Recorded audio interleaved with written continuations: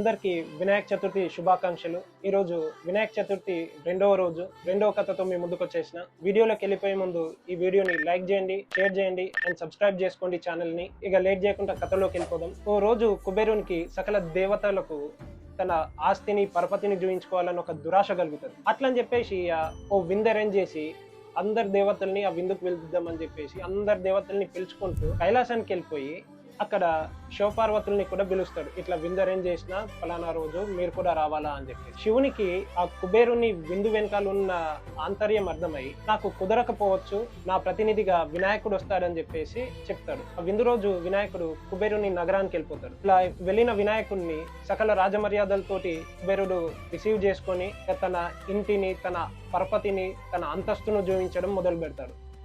అట్లా విందులో కూర్చున్నాక వినాయకునికి పెట్టింది పెట్టినట్టు తినేస్తూ ఉంటాడు. అట్లా తినే క్రమంలో ఫుడ్ అంతా అయిపోతుంది.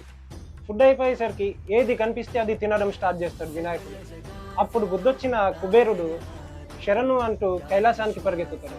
కైలాసానికి పరిగెత్తి నా తప్పు నాకు అర్థమైంది, నేను ఇది చేసుడు తప్పే అని చెప్పేసి శివుణ్ణి వేడుకొని ఎట్లయినా సరే గండం నుంచి నన్ను గట్టి ఎక్కించు అని చెప్పేసి వేడుకుంటాడు. ఇప్పుడు శివుడు ఒక మాట అంటారు, వినాయకునికి భక్తి శ్రద్ధలతో ఒక గుప్పెడు మెతుకులు ఇస్తే చాలు కరిగిపోతాడు.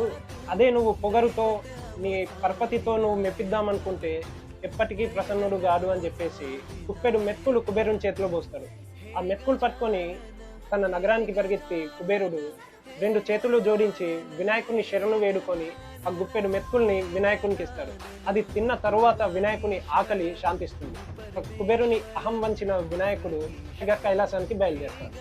రేపు మరో కథతో మీ ముందుకు వస్తాను. That's it for this video.